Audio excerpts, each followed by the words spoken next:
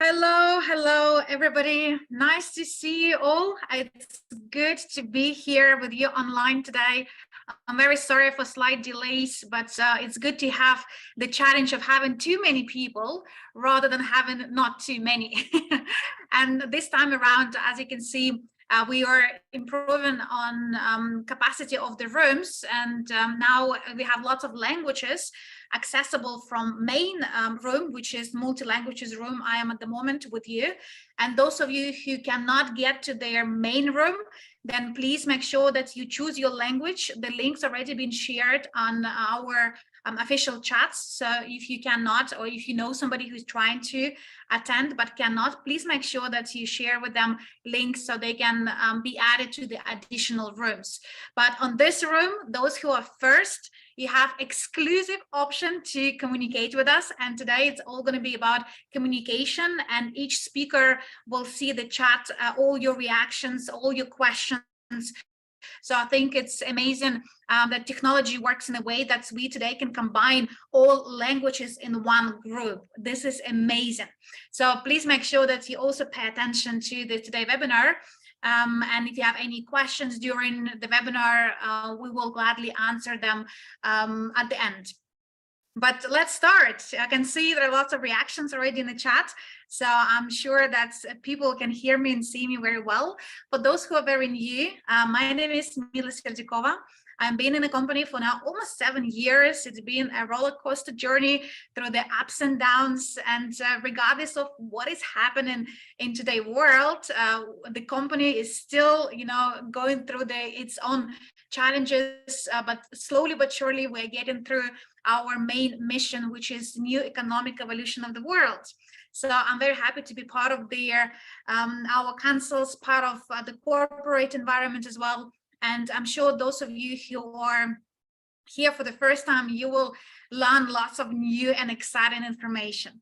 But let's not waste any more of your precious time. Let's go to the next slide. So today we are prepared for you very packed agenda. We will try to keep this webinar under 2 hours, maybe 1 hour, 1 hour and a half. It again depends on Q&A part. And generally it will be 3 parts, which very crucially important. So please make sure that you are having a pen and paper, that you are understanding. If there are anything that you're not clear of, we're going to do some additional explanations. But I think today it's the fundamentals day where we will explain you about our biggest projects, which is the global portfolio. So we're going to go through the global portfolio project overview. We will talk about detailed STO roadmap explanation. So hopefully after this webinar, we will not see comments on the chat. Where is the roadmap? Roadmap will be there. Make sure that you take the pictures and make sure that you understand. And also we have collected the top questions. There has been almost for 2 weeks, company created their information flow where people were added their questions and the questions. So we analyze them and we come up with I believe it's top 7 questions which were asked by you guys, by the partners across all the languages. So they will be at the end. So we also prepared them to the end. And yeah, that would be it. I can see there are some people who are complaining about the language. Well, please make sure that you choose your language accordingly. On Zoom, there is like a little button underneath. You can click and you can choose your language, and same for the slides. If you click on the viewing screen options, you can choose the slides. And today we have slides on English, Spanish, Italian, and Russian. And for the languages, we do have English, Russian, Spanish, Hindi, Italiano, Manipuri, Tamil language, and Vietnamese. So we are ready fully with all our full capacity. So make sure that you use the right tools to tune in your language. Let's go to the next slide. So first come first, global portfolio overview. Can you please put plus, actually, if you are already co-owner of the global portfolio, and minus if you're not.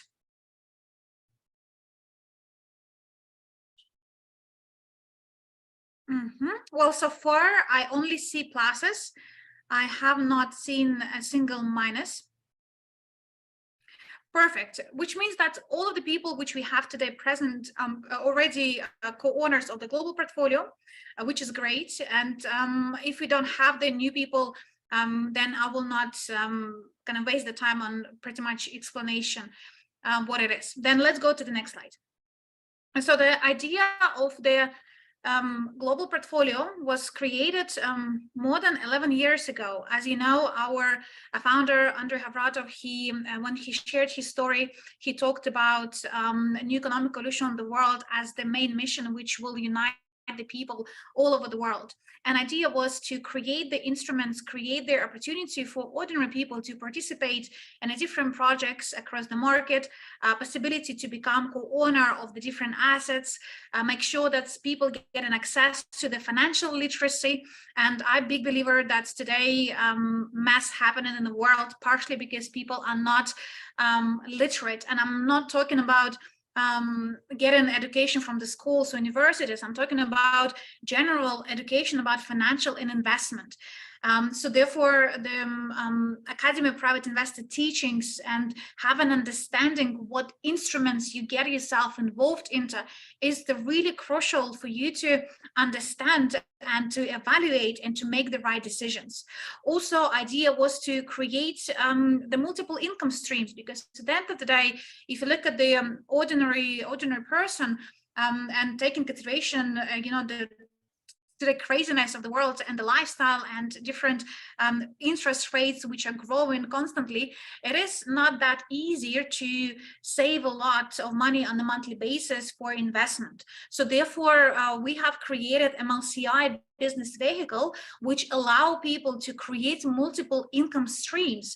And the more money you can earn by adding the multiple income stream, it could be a part-time job, maybe you have, or you have a full-time job, but there are lots of opportunities within our ecosystem to be involved in a business and earn additional income streams. And the more money you have, the more money you can invest or reinvest. And of course, the larger portfolio you have, then in the future you will have the greatest possibilities of having the good returns. So therefore, idea behind the creation of the global portfolio was also taken into consideration how to help people to create multiple income streams. And we have it through the business MLCI, where each person can become entrepreneur and can promote different instruments and earn through the network.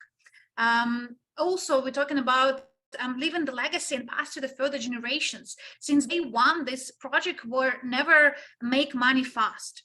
And I've been watching probably all the possible webinars. I participated on them a lot myself as a speaker, but it's never been promised that with this company, you buy something today and tomorrow you will be rich. It's not happening in the world. And if somebody will promise you the quick returns, then you need to be careful and extra cautious about this promise, because unfortunately, the big fast returns and crazy percentages only happen in the companies who are not legitimate. And those of you who have participated in Master Profi, there are actually an entire section about when I have the topic how to differentiate pyramid schemes and Ponzi schemes from their investment opportunities. So therefore, it's always been about long-term game. It's always been about having the legacy, to having something that can be passed to the further generations. And this is a long-term game. And if you look at their most successful investors in the world, all of them are successful, not because they flip the coin and they get faster return, but because they having the strategies of how to invest in the long term. And this long term is providing with all possible perks and to making your investment works for you. And all these 5 points which I mentioned, they all about to creating the new economic evolution in the world, where people becoming more educated, they have more income streams, they have more investment, they receive the passive income through the business, through the dividends, so the people can raise above of the being, you know, like a middle class, or today in many countries the middle class is not even longer existent. And I've been traveling a lot, and I can see that either you are rich in a certain country or poor, and it's very big concern. And especially in today's environment, in today's world, I think the new economic evolution world movement needed as much as the air, as much as, you know, like a possibility for people to really have a freedom of the choice, have a freedom of do what they would wanted to do. And a new economic evolution world was created with idea of providing people with this freedom, with these opportunities, with the business building, with the investment offers, as well as education, education, education. I can see that we have in the chat lots of questions about the languages. So admins, can you please confirm that all languages are working and extra rooms are open? Because I can see lots of comments only about language.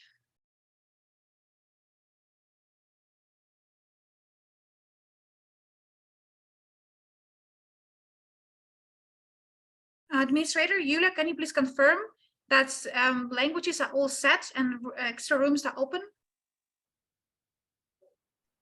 Да, комнаты открыты, языки работают, только нужно их Yes, выбрать. the rooms are open and the languages are okay. So you simply need to choose the language and the slides. So the people are complaining from the Spanish room that they cannot find the slides in Spanish. So in our chats, actually, we shared a link that shows how it is done. And every 5 minutes, there is this link. So please watch this link with the detailed instruction and activate the right language. Mm-hmm. Perfect, thank you. And yes, if somebody still struggle, please make sure that you maybe reach a person who invited you to this webinar so they can explain you, because again, the room says everything is working.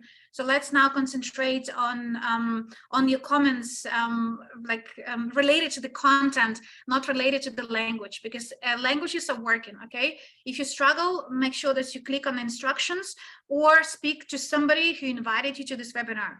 So they would be able to explain you how to and where to click. Okay, let's go to the next slide. So the idea of the global portfolio, which I believe I clearly explained, it's very simple, but yet to create something so magnificent with such a big idea of uniting people all over the world, it is taken not just it's not just to be brave enough, but it's also having you know, like massive vision of how everything could be blended together.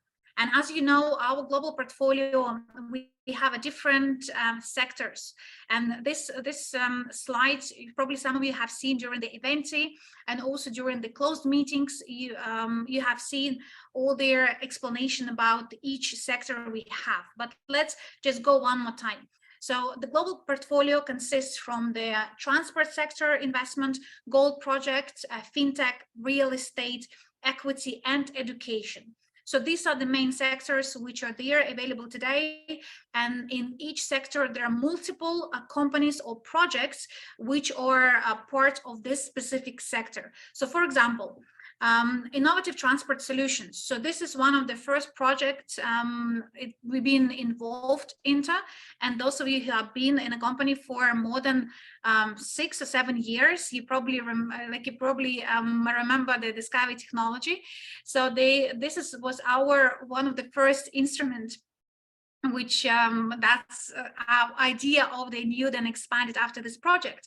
And today the project is fully working. There are lots of news actually on internet, lots of development happening in Emirates, and everybody who are oldest members of the community, guys, you can have a look at the YouTube channels, you can look at their Skyway technology websites, and you can see yourself what is the progress behind this project.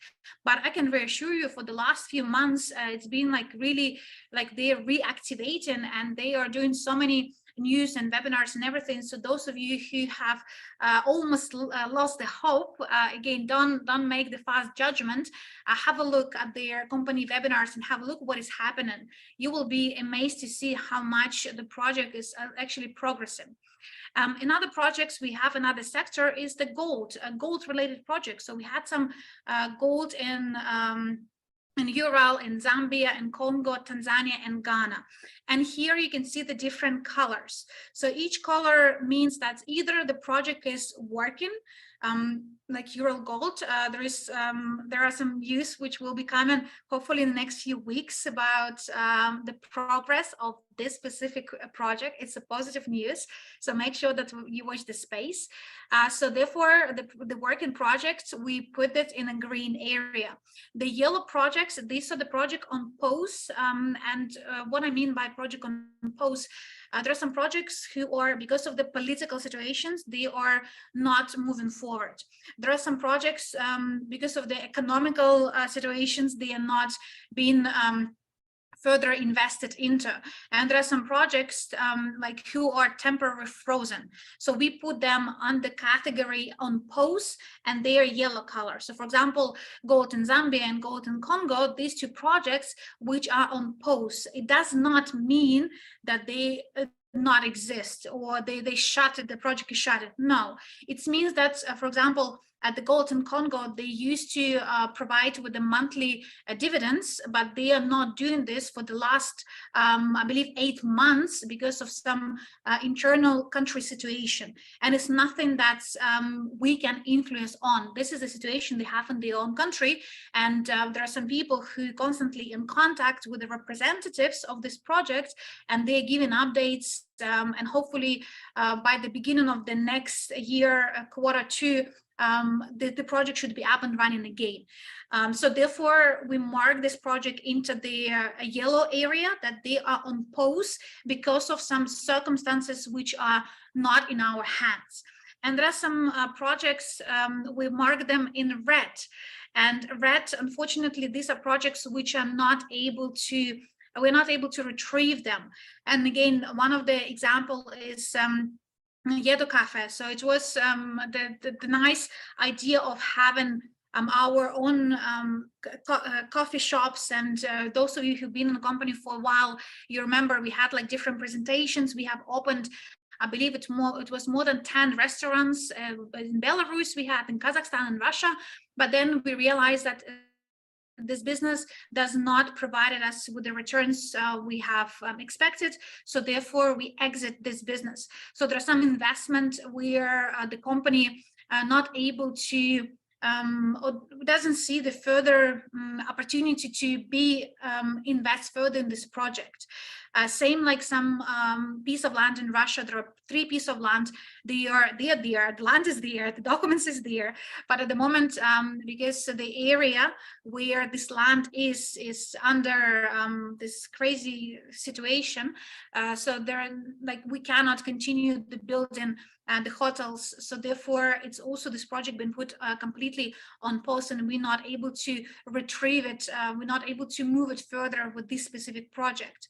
Same in Phuket. Unfortunately, the owner of the land, he died at the beginning or the middle of this year, unfortunately.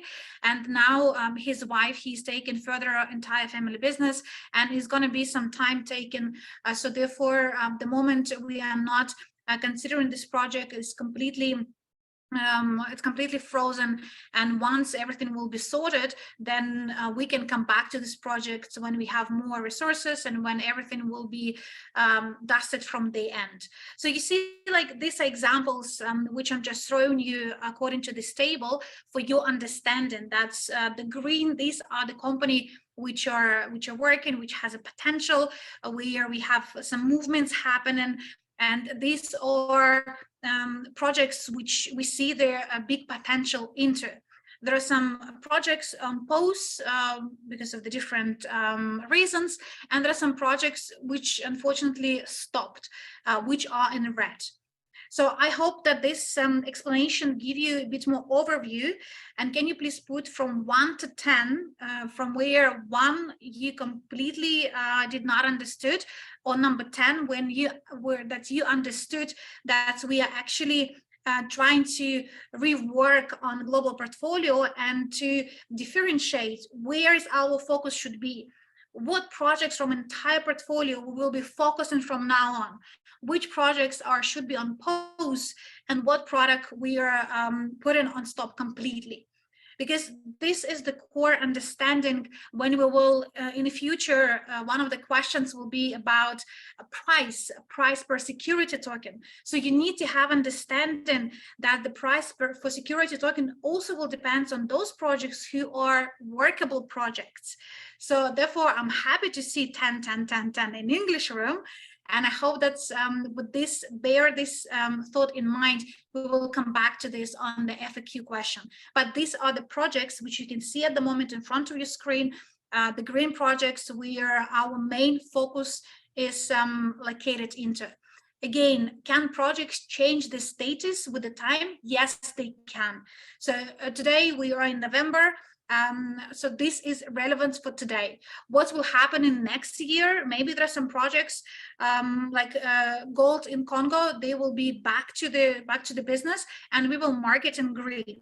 Maybe there are some projects who next year we will see that they're not working further, that they are not providing us with expected returns. Then we're going to put them on pause. So don't take it as written true, being there in stone forever. No, this is investment.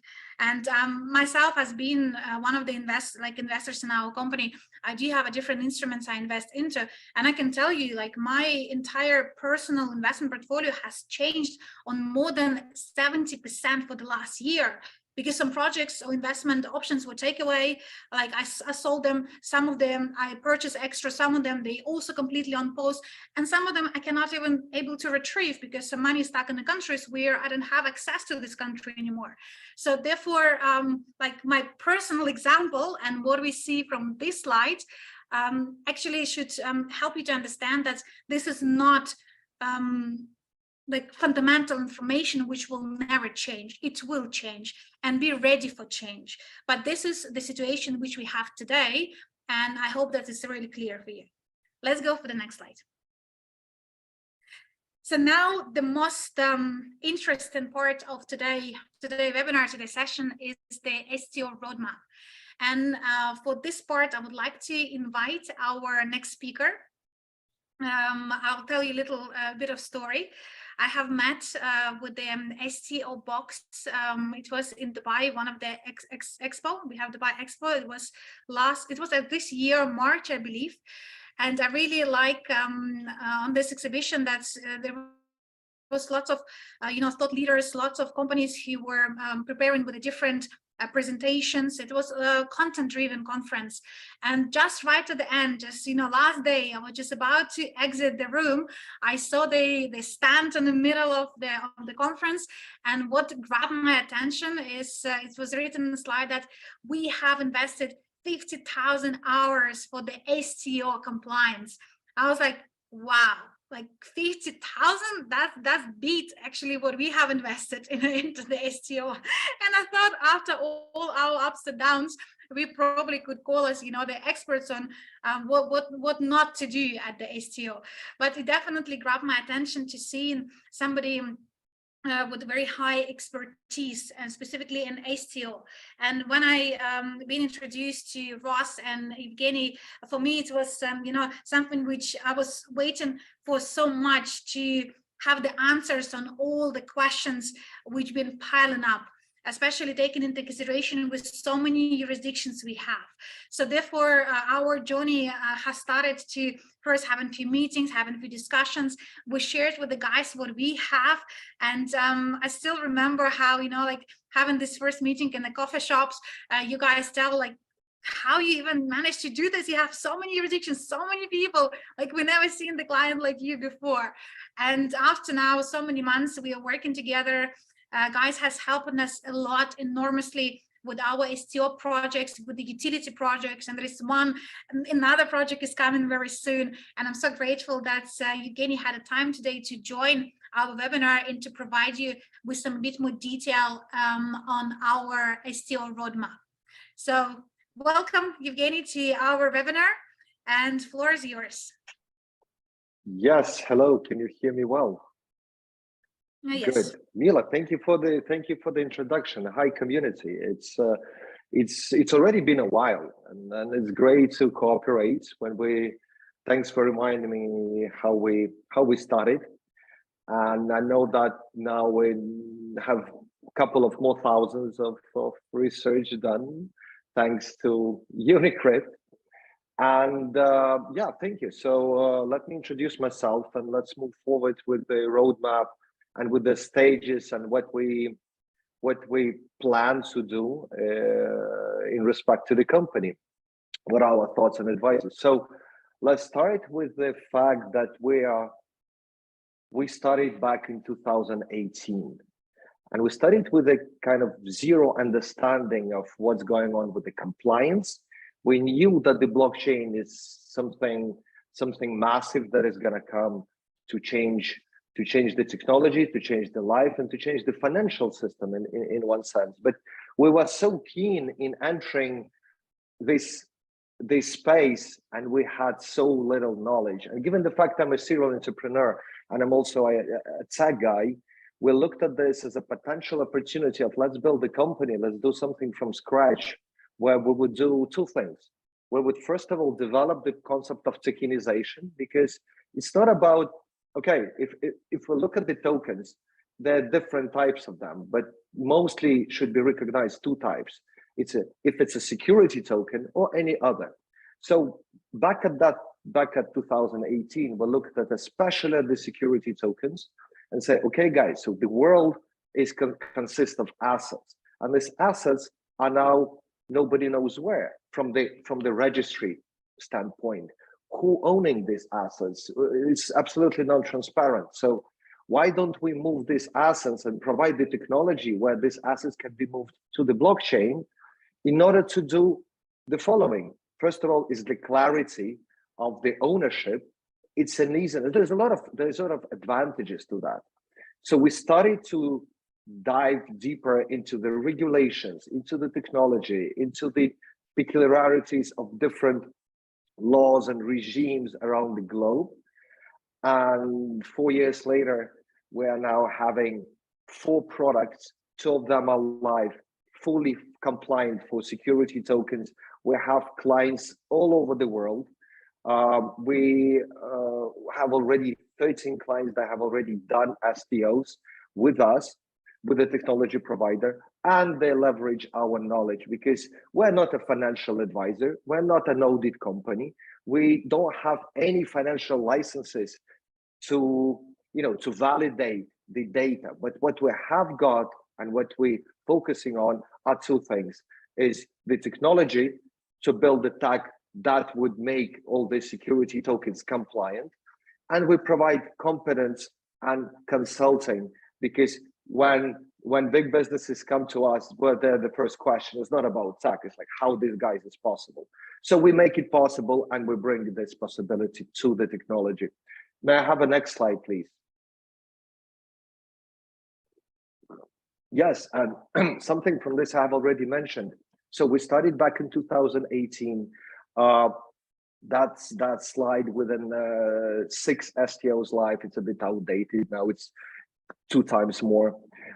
We have more than 40 clients in the pipeline. So what does it mean is that there's a different private businesses around the world, from small piece of real estate to a massive institutional projects in Qatar that look how to implement tokenization, how to leverage technology in order to put these assets on the blockchain, in order to distribute them, manage them, attract new investment, exit from them much more easier and in a kind of compliant by smart contracts way.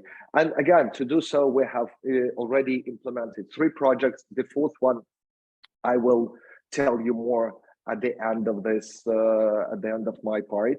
It's a Solvi ID. Actually, you can. That's the QR code. If you tag it, you can go on the website and learn more about it. With the consulting services that we offer, we can divide them into 3 parts, 3 focuses. Is the tokenization itself, is the legal management. Again, we're not a professional legal company, but trust me, we spend a fortune on different lawyers, and we end up having our internal legal team. It consists of legal researchers, and this is how we made it possible to accomplish the project like ours. So and the last but not the least is the consulting for the traditional crypto, because technology evolves and the regulation evolves, and in order to bring a full package service that we do, we can't eliminate either of these puzzles. So we have to know more about digital assets, about legal management, how it's being structured, about the STOs, and we have to have products for to capture that demand. So can I ask you for just to move on another slide, please? Okay, that's that. Okay, so we'll start today. We'll start with the 5 main points, and this is a roadmap points. So the first is the research stage. I will tell you more on the next slide on that. Second is the legal frame of STO. Remember, there's securities and there everything else. And in order to call a token a security token, it has to be structured as a security. So it's not just a token on a blockchain. It has to be legal. It must be legal. Otherwise, any manipulation with this token brings user and the company outside of the legal structure, which of course for the decent business is impossible. So that's why we focus on the legal framework for STO. Again, because there is a utility token, we have to adjust regulations and upcoming regulations to the utility token model. The 4th point is in the roadmap is the deployment of the S dashboard. So in other words, the security tokens of the company would be transformed and transferred to the platform, which is a white label platform, and to the new blockchain. But again, I'm going to tell you more on that. And there are a couple of thoughts of how it opens up the whole the company to the global market. So we're going to cover that part as well. Mila, if you have any questions, would like to add something, please do. Mm-hmm. Yes, thank you. We will pair up with Evgeny on this one. So what you guys see on this slide, this is the roadmap. So roadmap is here in front of you with the dates, with approximately dates. Again, can dates be shift? Yes, they can be. And it is not because company did not do something. There are lots of things which also not depend on only the company. So at the moment we are targeting to have this 5 steps within completed within the Q2, Q3, 2023. And this is the roadmap. And now we will go to each step with you together, explaining you what exactly will be happening at each stage and what is the scope of work. Something already has been done, something in the progress. Let's go to the next slide. Yes, please. Yes, thank you. Yeah, guys, so again, let's start with the research stage. So when we started our collaboration with the company, we were given the information about that the current security token that was distributed to the people from more than 200 jurisdictions. And again, that's massive. I doubt that anyone has done research like this and put out and restructured that big 200 jurisdiction security token, mass into a compliant structured algorithm in a business way.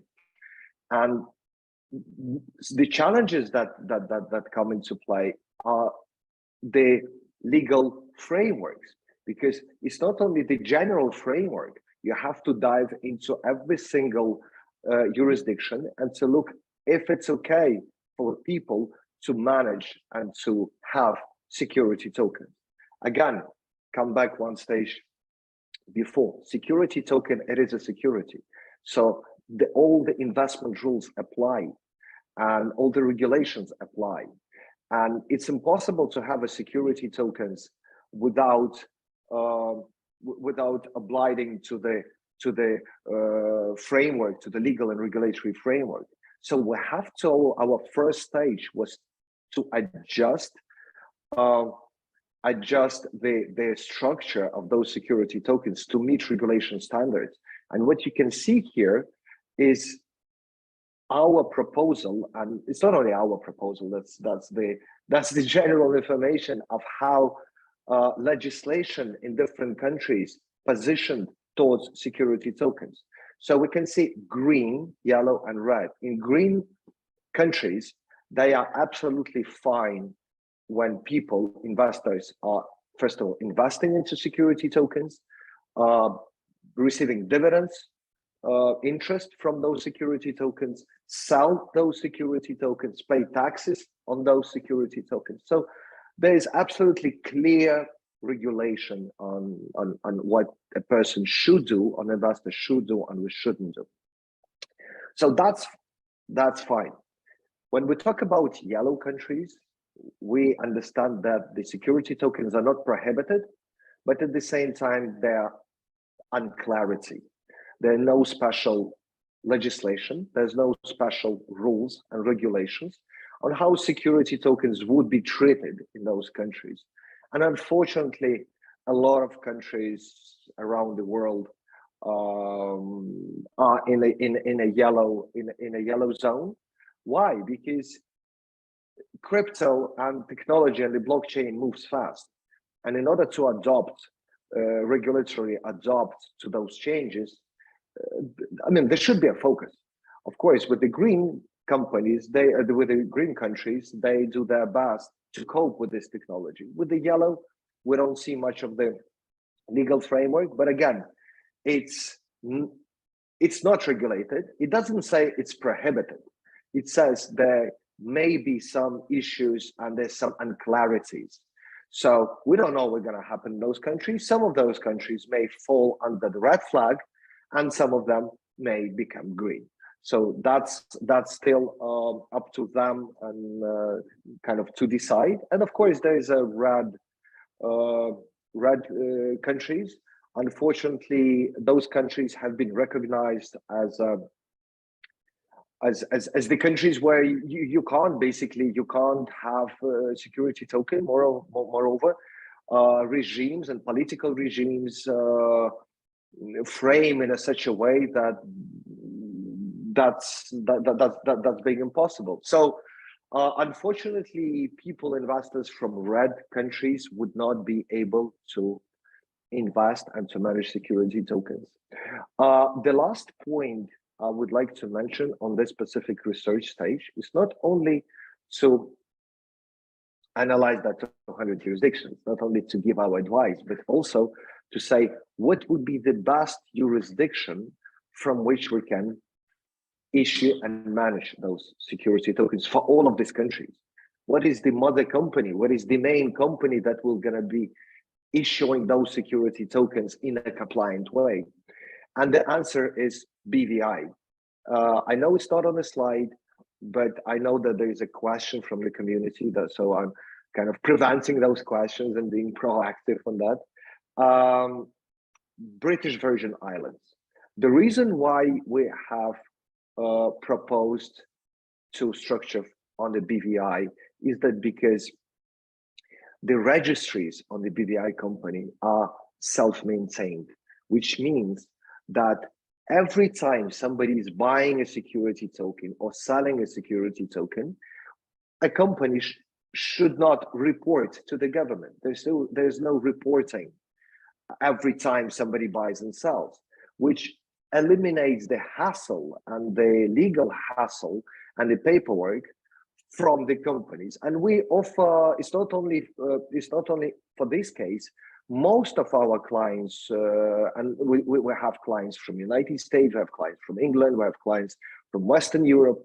When we're talking about real estate, when we're talking about like tokenization, we either offer, in today's world, we either offer a US-based companies or island-based companies, and the BVI suits that perfectly. So I hope our advice would be adopted by the management of the company, and we'll see a security token being restructured under the BVI jurisdiction. Mila, if you have any questions, please add before we move on to the next slide. Thank you. You actually cover amazingly, and it's very clear. So, like, just one more time. So the green countries, this is something which we can definitely provide with their STO, because there's like regulations. The yellow countries still needs to be considered one by one. So therefore, they will be coming as the secondary countries, which then will be analyzed. And the red countries, unfortunately, we will not move further with them with the security token. However, if you will stay till the end of the presentations, you will hear and understand what will be those people who are from yellow and red, what they can get as the token. And I believe this is very important. And yes, thank you for covering the BVI part, because indeed there was questions from the community, and we have some analyzed report, which if people request, we're happy to share. But one of the main reasons Evgeny has outlined very well and taken into consideration our nature of the business and amount of the countries and amount of the people, the BVI is the safest harbor for such a global project. So indeed, thank you. And let's go to the next slide. Thank you. May we have a next slide? And I also noticed a comment about Switzerland, and I would like just to give you an answer on that. Switzerland is the great country for tokenization. Switzerland perfectly suits, but probably not in this case. Why? Because there are two types of offering. It's a registered offering. If you go with the prospectus and to the regulator, to the Swiss or US, doesn't matter, regulator, and have your documents stamped. And that's only process may take up to a year. And given the fact what we're having is around 200 jurisdictions, that job would be just impossible, neither from the financial side or from operational side. So that's why we had to look for the easier and much more kind of lighter jurisdiction. In this case, we got the BVI. So I was just answering some community questions. The second step, and it's a very, very extremely important point, is the legal framework of STO. And when we say regulated, it's the regulations change and we have to adopt the regulations. Like, what does that specifically means? And it means that the company has to structure their documents and their obligations before investors in a structured way, in a financially international recognized way, and that's what it's called, offering memorandum. So it's a legal document that a decent investor should sign with the company, which clarifies every single point about this investment. what is the company, what does it do, where the money goes from, where they're coming, what are the regularities on the dividends. So it's like a contract. It's an investment contract between an investor and the company. And in order to have this, have this in place and to comply with the regulation, we have to analyze the peculiarities of the business and structure the offering memorandum in a sense that it would perfectly fit the business needs, investor needs, and the regulations which are in place. So STO's legal team has developed a memorandum, and not only that, but I will tell you more on this, a set of documents that will be utilized, will be used by the company and the company management to transfer from a non-compliant to a compliant way. When I say non-compliant, it doesn't mean that there were some faults in the previous STO. It means that there's so many new updates.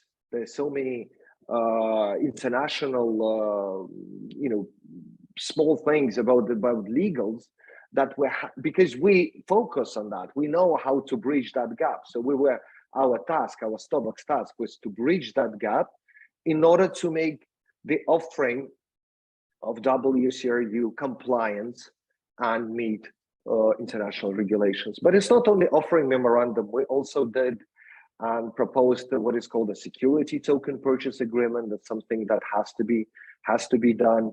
It's again describes the terms of the purchase of security tokens.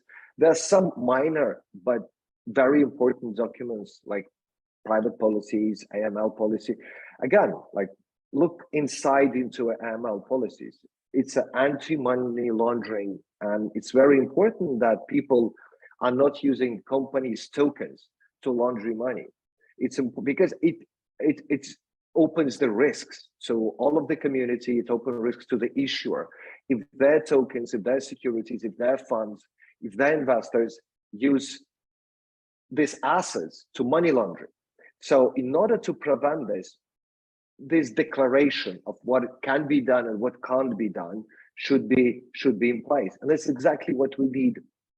That's exactly what we did.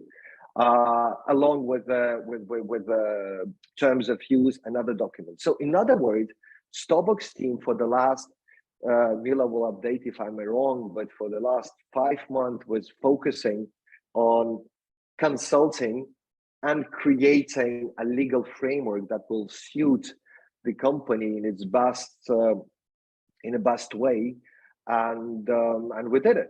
So now we will be coming on the next stage, on the next phase. But regarding the legal documents, we have prepared everything. We've passed the documentation, so I hope you will see it in, you will see it in live from the average community, or once they will be implemented in the pipeline. Mila, if you have any questions to ask or to add. Thank you. I think that the main point which you clearly explained is the legal framework of STO, and I will just repeat it one more time. It was crucially important to have the token registrations to be fully updated and compliant. And this job was actually taken a few months. It was not that easier as it now look on the slides, because there are lots of documents can be found online. But one thing you just have something copy pasted, but another thing is create these documents from taking into consideration what we have in our portfolio. And this is what guys been doing for a few months. So it's very detailed and deep work, and these files will be shared with everybody, so you have a clear understanding. And I believe the offering memorandum, this is the main documents also will be for the big investors, because when it comes to their STO token, and we have mentioned this before we even started the global portfolio, that's yes, we will have a time where this token will be sort of for the internal community only, like pre-STO time. But remember, we also always been mentioned that it's going to be after time, and having these documents actually must requirements for after time, for the big investors, for institutional investors, for somebody who will then come to the fully regulated platform, which Evgeny will share as well. And these are the basics and the key documents which are required. So yes, it's definitely been a great deep of detail work has been undertaken. Thank you. Yeah, thank you, Mila. I will also would like to add that if you guys are interested in learning more about STOs, about how they're framed, what are the steps, you can go here. That's the QR code of our website. And there is a blog, and you can find all the information about how it's being structured. You can, I mean, you can find a lot of useful information if that subject interests you. If it's not, don't just bother. That's a lot of stuff to read. May we move to the next slide, please? Okay, so utility token. Again, let's start with the fact that utility tokens from back, from how they've been structured back in 2018 or 19, or even a year ago, is absolutely different from how regulators look at those utility tokens at the moment. And if you guys follow the global market, you will, the last case is what, FTX. Most of this exchange was dealing with utility tokens or blockchain tokens. It's a different tokens that different companies or different, Web3 projects just introduced to the public, and people lose fortune. I mean, they make fortune, somebody make fortune, but at the end of the day, most of them are losing fortune. And of course, that's something that government, and that's something that a decent business would like to avoid, because nobody wants to lose money, nobody wants to see scammers, nobody wants to, to live in an unregulated and an unclear environment. Of course, we say there's, big sharks are in a muddy water, but we need more clarity. And we will see this year, and in next year, we will see how utility tokens will be framed, and different regulations will be adjusted to the current market of utility tokens. So that's gonna change. And because we know how things are being structured, by the way, back in 2019, we have wrote a book with a Maltese regulator, digital regulator, on how to be compliant. So it was back 3 years ago. Now we'll look at some things that are already familiar to us. And our main point was to look at the CRU token and propose what could be the minimal efforts. Because again, nobody knows how things may evolve, but we have to be ready for that. And when I say we have to be ready, I mean that some things which are already have to be here, and some things which we already know can be adjusted. So like proper tokenomics, like proper utility models, like legal documents, the documents which most of the companies never focus on, like token purchase agreement. What the hell is this? I go and buy the token. Okay, that's fine, but that documents will be necessary if you want to claim your loss, for example, or you want some attachment between you and your company.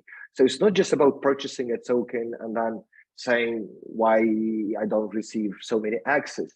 It's about playing on the proper rule, by the proper rules and the proper side, and frame your relationship with the company in a decent way. So a utility token is not something, it's not something outside of the world. It's a corporate asset.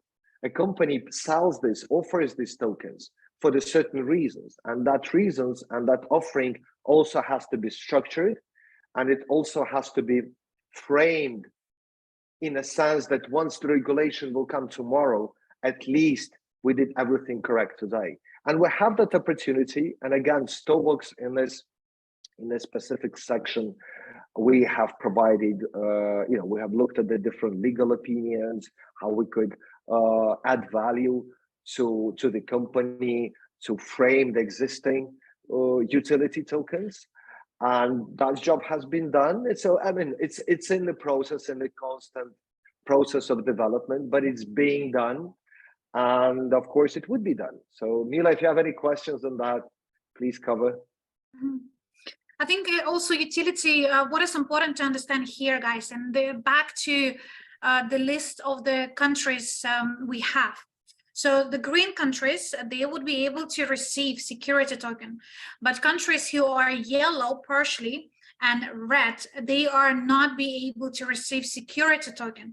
So therefore, they will be getting a utility token with some additional benefits to it, which means that when it comes to their, let's say, like dividends, or which comes to the additional reasons why we have the token in the first place, we're talking about being, like owner of the different assets, to receive the residual income, and lots of things which have been promoted to you at the beginning.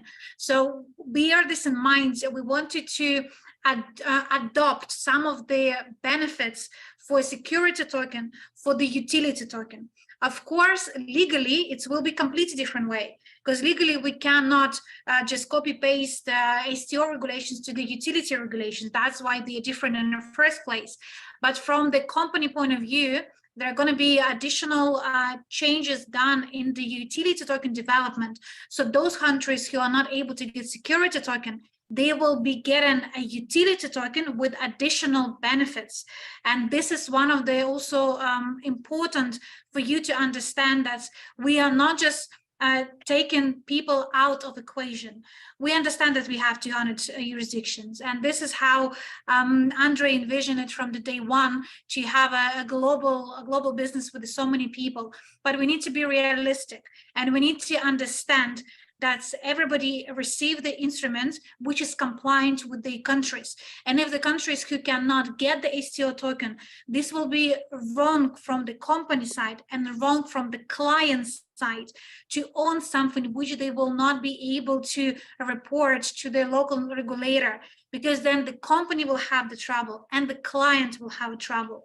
So therefore, you will see that in the next few months, once we clear up all this the yellow countries, you will be given an opportunity to kind of, one group will be for STO token, another one will be with their utility token with extra benefits. And then that's why on these slides you see that is going to be updated token and economy of CRU token. It's going to be updated work on CRU token, to making sure that people who will end up with their utility token, they also have their the similar value to what people with STO token will have.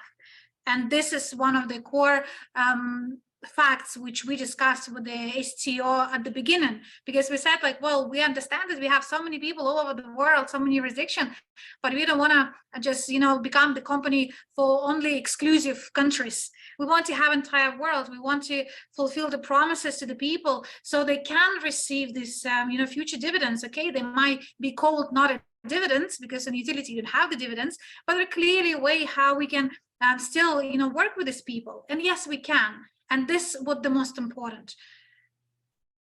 Thank you. Thank you. Shall we move to the next slide, please? Yes. Okay. STO Platform. Okay, so when we say, let's remember, differentiate utilities and securities. Utilities, you can sell them now most or less everywhere. There are different exchanges, there are Binance and so on, where you can trade those utility tokens. There's the numerous IDOs platforms, which is a decentralized offerings. So you can do a lot of things with the utility token, unlike with security. Why? Because how are you going to whitelist certain people, like from green countries, to differentiate between green countries and red countries, for example? And in order to do so, we have developed for the last 2 years, we're developing our product, what is called DS dashboard. Again, you can go on the website, you can look at the dashboard and look what it has to offer.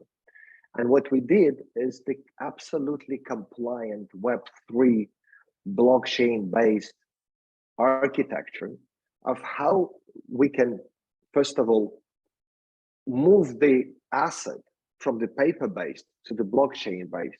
So when we say security token, what does it mean? It means that a one share of the real company is being represented by one unit, one token, one ERC20 token, or regardless of the standard. So all these tokens represent the shares of the company.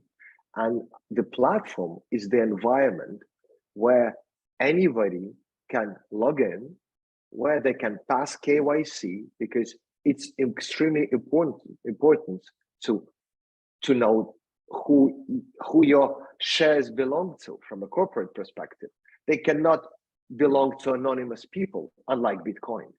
That's the difference between a crypto asset and the security tokens, because securities are corporate papers. Of course, a company must know who do they belong to, and they have to control limits, they have to control whitelisting, they have to control secondary trading. It's their business. Of course, they have to enforce this control. So all these things have been embedded into our product, STOBUX DS dashboard, and it's provided as the SaaS white label solution. So what does it mean? So there's no STOBUX platform where you can go and see all this, beautiful STOs, but we provide, remember, we're a technology provider. So we provide this technology to our clients. They put their logos in and they customize them. So the company will have, the average community will have their own big platform, white label for you guys, where there will be a security token, there will be a utility token, and it's all being fenced on the blockchain, which means that if you can participate, if you're allowed, you'll be whitelisted, and you will be able to manage assets in those platforms. If you are at some point unable to pass KYC or from a blacklisted countries, you won't be able. So it's like a fence, and it's very important to protect the business. It's very important to protect the assets on a compliance level, on a KYC level, on a regulated structured level. And this is exactly what this platform is focused on. Again, you won't be able to see security tokens on the Binance. I know that there's a lot of companies asking, a lot of people asking, like, when we're going to list on the Gate.io, and can we list? I mean, that's the main questions people ask, STOBUX advisors.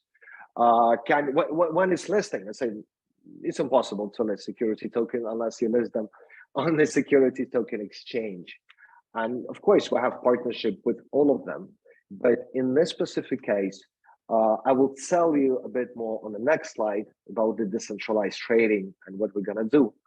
But this platform is being whitelisted and white labeled for the company would have all these investors in, and all these rules and regulations and management peculiarities will be done on the blockchain. And it's important to also mention that these assets will be moved to a public blockchain, and we have chosen a Binance Smart Chain as the base layer for that. There's some reasons why, of course, why we have proposed Binance. First of all, it's Binance shows a very steady growth on the market, so we can assume that this company is here for a long time. Secondly, is the commissions. The commissions are very low on the Binance Smart Chain.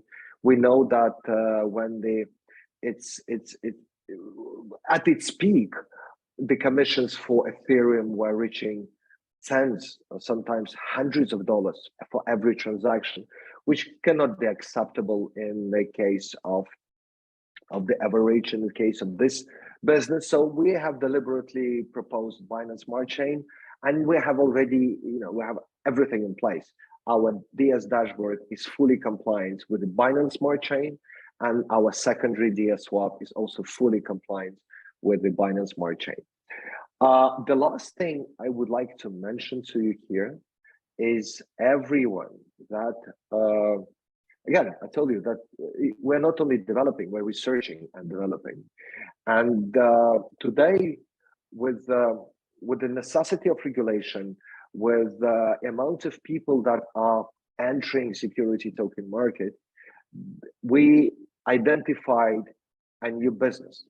Another business, I will tell you more on that, but the technology of this business is basically identity. So what we're gonna do, and what we're already doing, is that we connecting a real people identities, which pass KYC, to the blockchain addresses. And when we do so, this is called a Soulbound token. So the Soulbound token, it's some token that hashes, that encrypts the identity to your address. And what's that done? You, as the investor, you can go anywhere in DeFi, and you will obviously go into anywhere in the Starbucks technology, scale, and you will go. But then with this identity being attached, that whitelist you. That says, okay, there's millions of blockchain addresses, but once you have that Soulbound ID, the system knows that you're a decent person, so you can manage security tokens, you can buy, sell, and do and manage those. So this technology will be first implemented in the dashboard of the company. That will be, I doubt it will be this year. It's in the roadmap for the beginning of next year. So the Soulbound tokens is everyone who would be accepted in the STO platform will be given that token for free. So in this case, your identity will be matched with your Binance Smart Chain address, and wherever you go, your operations will become compliant. Of course, we developed this. I will tell you more on that. That's some peculiarities of the Soulbounds. Mila, please, if you have any questions, please comment. I know I went a bit technical. Sorry for that, I guess. I will add it, and then I will ask you one question. So there are probably people now have this fear or confusion. What will happen with our blockchain? Like, why the security token will not be on our blockchain? And this is very important, guys. The reason why we choose the Binance blockchain, again, we asked the STO team to do the research on each blockchain, and today we have around five or six blockchains has been considered into, and they have provided with a clear pros and cons for each exchange. And those of you who have been on the company for a while, you remember that initially we also wanted to have Ethereum blockchain, and we have started to move our wallets, but then the company has announced that, guys, we will stop with Ethereum. We're moving to the EOS for certain reasons, and then we went to the EOS blockchain. So today, there are lots of developments of other blockchains. We see that BNB has more advantages to fit the goals. It does not mean that we will leave our blockchain just there and to rot. Now, our blockchain is still going to be there. There are lots of development actually planned for our blockchain, and all the records of your tokens and everything which you have, they will be there in a blockchain, because at the end of the day, the blockchain is serving one purpose, is to be like a public archive for every single transaction ever happened. So therefore, it will be a certain period of time, and we're talking about approximately within the 3 months plus minus, where we will be in this transmission period, and people would be able to, according to the jurisdiction, to decide whether they wanted to go for the STO token or they wanted to stay with the utility token. Again, your jurisdiction color does not mean that you have to to choose the STO token. It's up to you, whatever you wanted to, if you have the choice. If the jurisdictions don't have the choice, then unfortunately, then the only option will be for utility token. Nevertheless, so our blockchain, all the requests will be there. And then we also will adapt in the future, like some way of the bridge, so the people would be able to see what are the STO assets they had on our blockchain, and slowly this will be moving to the Binance blockchain. And as Evgeny said, the one of the main reasons also was that the Binance blockchain already have lots of smart contracts and lots of development, which is fully compliant with the STO. And when the choice was, are we wait for our blockchain and use to be updated to the level when we can do this, or we want something to fast track? And this is a question for you guys as well. What do you think we should choose? Are we wait for use technology to be where it should be? And it could be, I don't know, months or a year. I'm not an IT person at all, but it's definitely going to be some time. Or we actually go for the fast track, where the platform is there, everything development is there, the links already existent to the platform, and we can go for the fast track. And it's actually will cost even less money to do so. And thanks, I can see that lots of people put in fast track, and that's what we thought. So whatever that's decisions we are moving forward with, it's also been from the point of view, what can we do faster? What will be the most efficient? What will be the less hassle? Because of course, ideally, to have everything ourselves, our businesses, our companies, our personal blockchain, personal exchange, personal payment solution provider. Yes, we want to have everything like funded by us because we are using this. But then we need to also adapt to what is happening to the world and decide, maybe on this case, we actually need to go not for it has to be like owned by us, but it needs to be a good solution for us. And from this thought, the BNB would be good solution for our targets. And then while this happening with the STO token and our community feels, back encouraged with the good news, we will have even more ability to develop different projects. And this is what was the concept kind of being led by STO. So yes, Evgeny, the question was to you, in your clients, what is usually like they choose the blockchain, like what criteria they important for the clients for them to decide, so then our community also understand what are the criteria. Yeah, sure. First of all, you perfectly explained the landscape, and I hope community understands that. Different blockchains are meant for different purposes, and some of them are super fast, like Solana. Some of them are private, to close the information from people outside of the ledger, and some are meant in order to create logic, in order to program on that. And when we say program, it means implement smart contracts, because program on the blockchain, it's called a smart contract, and you have to adopt the logic. You have to create the logic. And once you start creating the logic, and this is the logic for security tokens, so you can't utilize the blockchain, which is super speedy and meant for just a naming tokens. You can't build a logic out of it. So that's why there is a group of blockchain which are called Ethereum virtual machine compatible, EVM compatible. And these are chains like Ethereum, like Phantom, like Binance Smart Chain, and so on and so forth. So there's millions of people who contribute into the development of the logic. There are millions of programmers, of IT guys who around the world who know the syntaxes, who to contribute to the ecosystem and develop that EVM compatibility. So in this case, we just utilize, like the way you're utilizing our 60,000 hour of research, the same way we're utilizing the millions of research and development of existing IT teams being represented by the chains they work for example, Ethereum or Binance and so on. So we had to look at only EVM compatible because we cannot build the logic without them. We have to, because there are regulations, there are limits, there are whitelisting, there are certain, and a lot of people are used to, when you talk about like international community, the community of Binance Smart Chain is massive.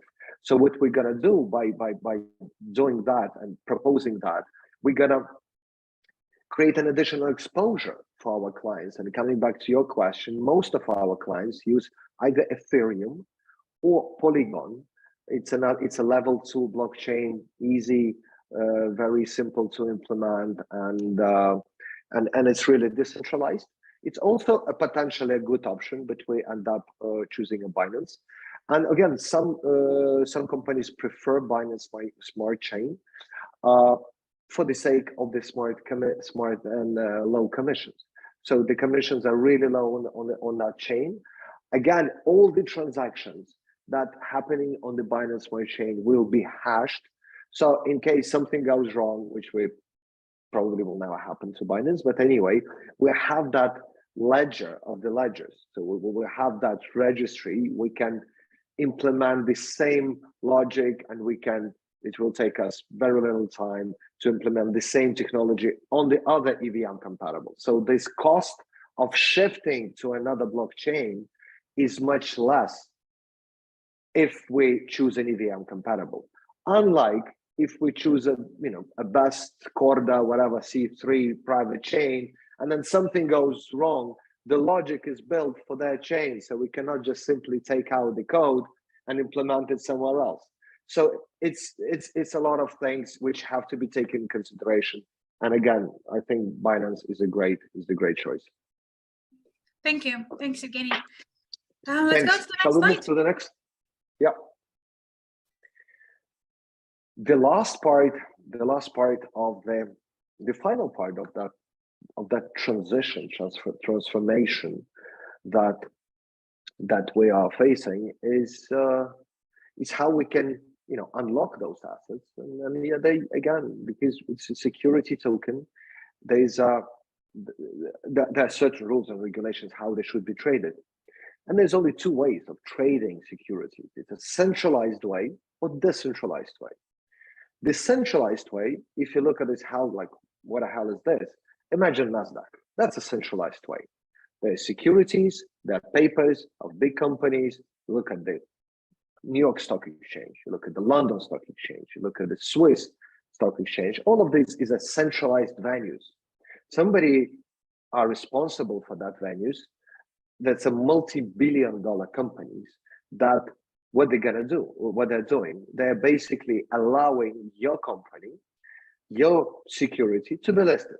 And a lot of people can buy and sell and so on. And this, when we say about this regulations of those exchanges, they're super severe, because just the license or the number of licenses for something like ATS, alternative trading system in the United States, or to get it in Europe, a MiFID, we're talking about tens of millions of dollars. To launch a business of a security token exchange, it's tens of millions of dollars, mostly spent on the compliance and technology side, and chats with the regulator, because you will have a room in a regulator discussing the technical stuff, operational stuff. And that's why for the security tokens, we have 4 or 5 exchanges that are, again, you can go on our website, look at the parties, they're all there. We know how things work, but in order for a company, a project to list with those big guys, first of all, that's a lot of money. You have to, it's good for big companies. It's good for, for companies that from the real sector, like real estate, multi-billion-dollar companies. For them, they don't care. They just easily spend $300,000, $400,000, $500,000 a year on just the listing and compliance costs, which in this case, which probably not the best. And again, that's something that was here, the centralized exchanges, even without the blockchain. But what blockchain did, and what we are pioneering in, is the decentralized exchange. So instead of having all this regulatory heavy multi-billion-dollar business for big and rich guys, we looked at this. It's not only we, it's like we leverage this technology. We just adopted this technology for the purpose of security tokens. We have introduced what is called DSwap. That's a decentralized venue. So you can, once the security token will be live and will become available on that DEX, decentralized exchange, what does it mean? It means that anyone who has this security token, who has passed ID, who is whitelisted, remember there's green and yellow countries, this person will be easily be able to sell at this token, bam, as is, through the blockchain, instantly, 24/7, from your mobile phone, regardlessly. And that somebody will look at the price, will say, okay, that's a good price. I would like to buy. Somebody will buy that. Again, 24/7 without any persons interfere. So that's technology that we built. And this is technology that the company will implement in order to unlock the security tokens in a compliant way for a bigger community. So we'll understand, okay, we're limited and the average community is limited. The world is unlimited. So it's not only buy and sell within a certain limit with a certain group of people, but is to exit from that group, is to provide the technology and the compliance and the instruments for anyone else who are now outside the community to buy the tokens from you. Security tokens, again, in a compliant way. And again, we are, as STOBox, we're pioneering. We were the first in the world to create the decentralized exchange based on the Binance Smart Chain. Before us, nobody did it. We have Uniswap for utility tokens. We have pancake swaps. We have different swaps for utility tokens.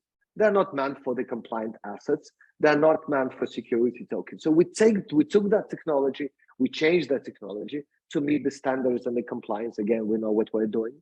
And we implemented this on the Binance Smart Chain. We're the first in the world who did it. And we already have first our client Landshare. It's a small real estate project based from US. They went with us from the consulting phase to the secondary market, and they're trading. Volumes are not big, their community is not as big, but again, it's a precedent. It's a precedent in the world, in today's in today's world, in a blockchain era of how technology could change business models. And if we can change business model for small people, for small companies, we definitely can do this for a bigger guys. And that's definitely will unlock, it will create an evolution for the companies. It will create evolution of investors. And don't forget about the blockchain-based identity, but that's the next slide. We'll tell you more on that. Mila, if you have any questions, you would like to add something? No, I think it's all clear, this part. Like, we'll, again, the logic behind, and the step number 5, this is the last step on the roadmap. Remember back to the slides, like we had the roadmap with the 5 steps. So this is number 5. So this is the last step for entering the global markets, where we can attract different people, investors, big investors, institutional investors. And then, of course, it will be a completed story. We will not have MLCI. We will not have any other perks, which majority of you guys had when you are coming as the early adopter, as the pre-STO stage owner. So therefore, the global market entering actually mean that now the project is fully compliant and we are ready to scale. Again, can things change in the future? Of course they can. Somebody asked the question, oh, what if the Binance blockchain will go bankrupt? Well, what if tomorrow we're going to have the, like, third world war? Like, we don't know. It could happen, it could not happen, but of course, all our decisions have been taken into consideration, taking the risk factors. So then there are definitely some level of uncertainty, but what I've seen from what STO guys team has proposed us, it's really clear roadmap based on their expertise. And there are certain things which are not even yet implemented, but they already start building it. So like they are behind the time. And I don't know for you guys, but for me, it gives me a lot of confidence. So that's why I'm very happy with the kind of, we can call it this stage after 5. This will be an exit for the early investors if they wish, but these are the 5 main steps which are really cool, structured. And of course, the STO team always trying to protect and see the future. So therefore, they solutions, even this Soulbound ID token, this is definitely the future. And you will hear a bit more in the next slide. Thank you. Yes, thank you, Mila. I will also add that what we recommend, what we do, what we analyze is something that we also implement. Starbucks has a dual token model. We have a security token. Again, I would not like to promote it here, but you can find it on our website. We have utility token, and that's utilization of this token is also it implements in commissions that our DS swap is creating, and it's for the secondary market. So we also have a dual token model. It's not something new for us. So we know how to handle this. May I have a next slide, please? Okay, it's a bit different from how I thought it looks, but I will give you 2 examples. For most of the people, when we start talking about blockchain, identities, decentralized identities, technologies, and so on, people just get confused. Look, people have assets, like individual assets. People are assets. What do they have? They have education, they have time, they have creativity. They produce art, they produce music, they produce knowledge. They produce competence. In today's world, most of these things are unreachable for most of the people, because you have to be a good artist, you have to be a good musician, or if you are just a student that would like to go to the school, and maybe I'm a bright person, I'm a bright student, but I don't have money to go to the school. Or I can't go to university and I have to get a credit. And most of the people don't have this leverage. They don't have money to create, but they have time. And the blockchain and the Web3 and this logic creates an opportunity for all of us to shift from that Web2 legacy paradigm to a new.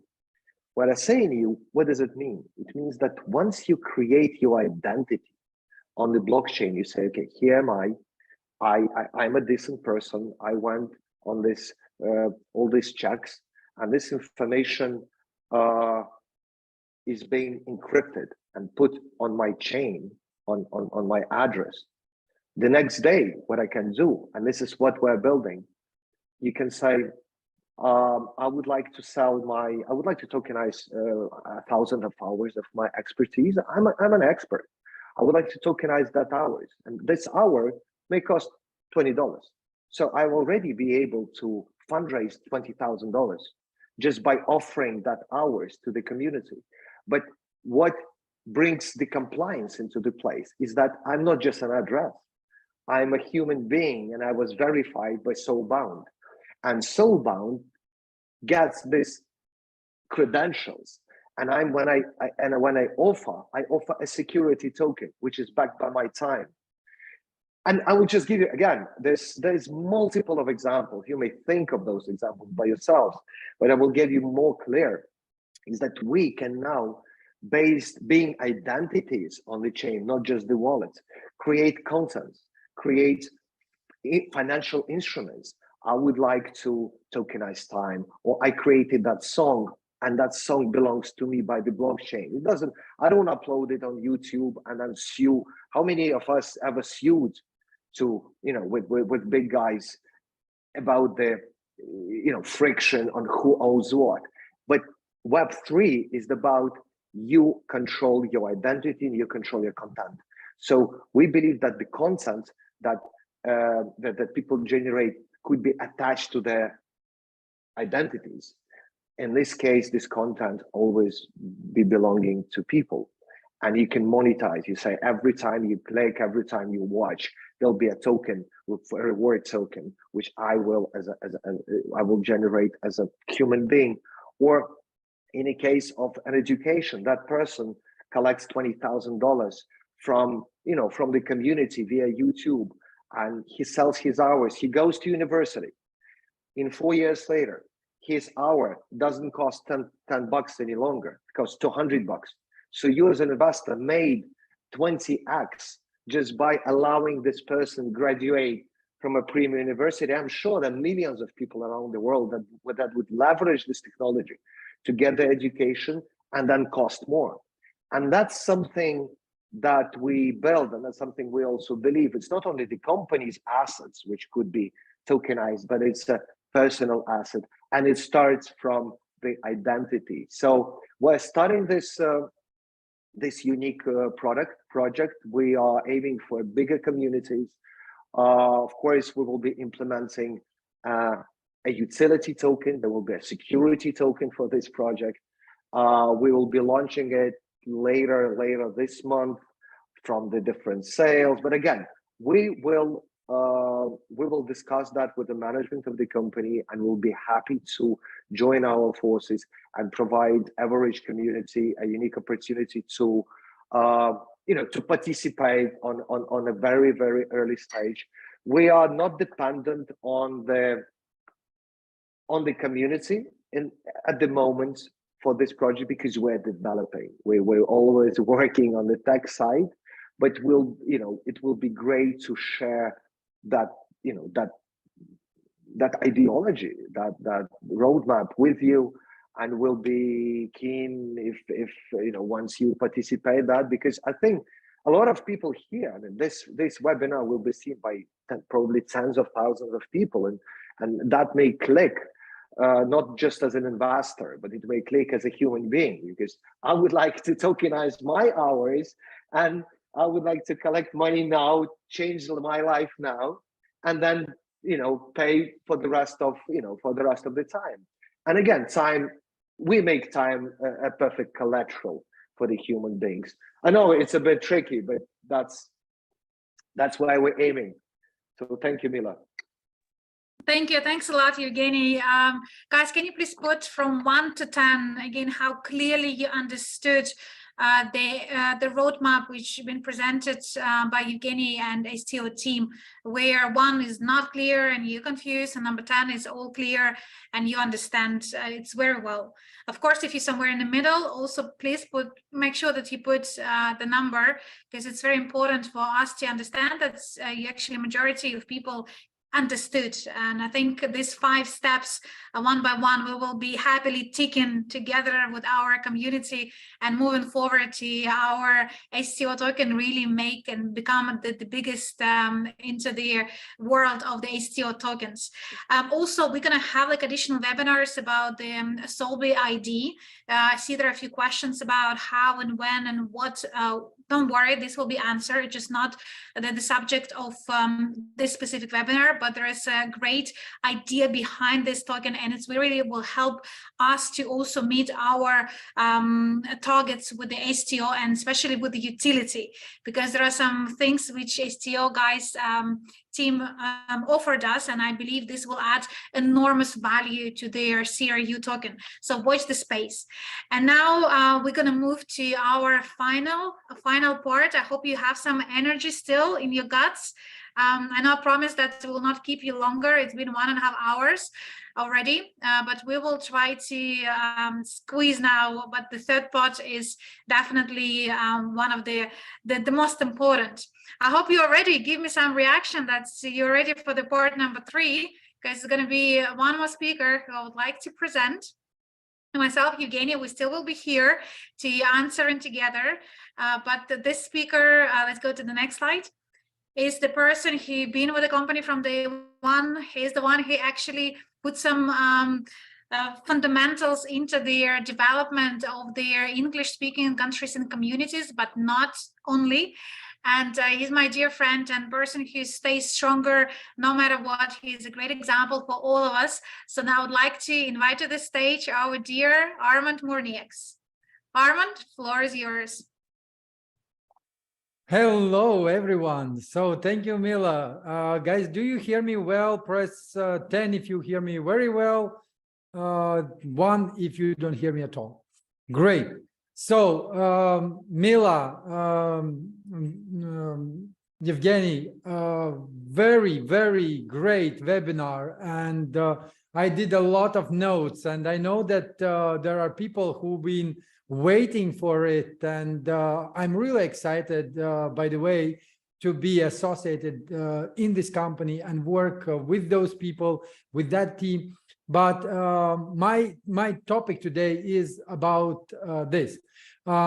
We did in our crypto unit official chat, we did some most asked questions, and we wrote them down, and I would like to invite Gene, you back here, right? Because there are a lot of people who are asking again and again and again the same questions. And here are a couple of questions that I would like to read out loud. And once you will, like, when you will answer that, I will share my my vision, my thoughts, my idea, like how together we will be able to get what our CEO, Andrei, promised to all of us.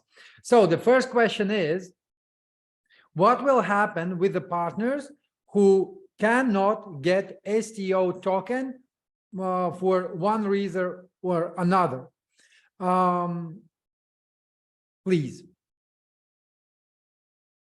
Again, what we were doing and what we did is that, remember two things: technology and the consultant. So we provide a framework of how things should be compliant, how things should be done properly. And if I'm the one who answers this question, what will be to people who cannot, because of the different reasons, again, whitelisted countries, blacklisted countries, and so on, what would happen is that basically they cannot hold the security token. So in this case, we have recommended to not be subsidized, but to cover this the value of the security token in utility token. I guess it's CRU token. So investors would be left with the same value of assets, but in a sense they won't be able to receive securities, and of course I think they should be rewarded with the utilities. That's how we see that. Perfect. Thank you so much. And from my side, I would like to add that also we did quite a lot of research. So we had a lot of meetings regarding the security tokens in the different countries, and I can assure you with one fact. Today, more and more countries are actually looking to legalize security tokens, to put more focus on the security token topic.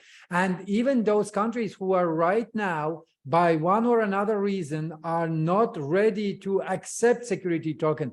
The reason why, and this is a fact, so I have here, I was working with the Dubai DFC, Dubai Financial Security Authority, and we provided them all the answers for 50+ questions that they asked. And today we see that more and more government officials are actually accepting that, okay, so the blockchain is here and this technology will not gonna fade away.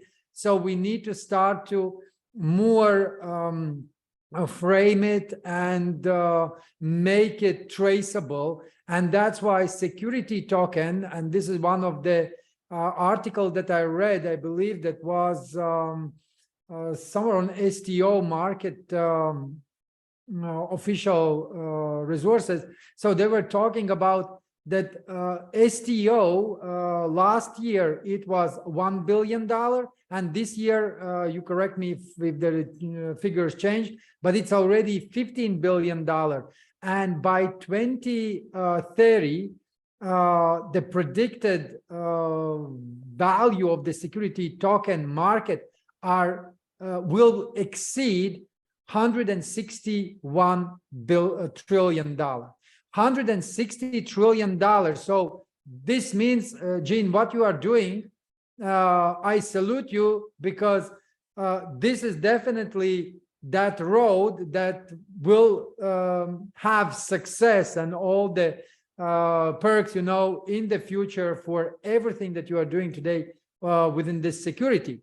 And that's where I'm getting to my another question, which again being mostly asked in our community, that where STO token will be listed. I know that you already answered, but it will be good if we can, you know, like do the recap.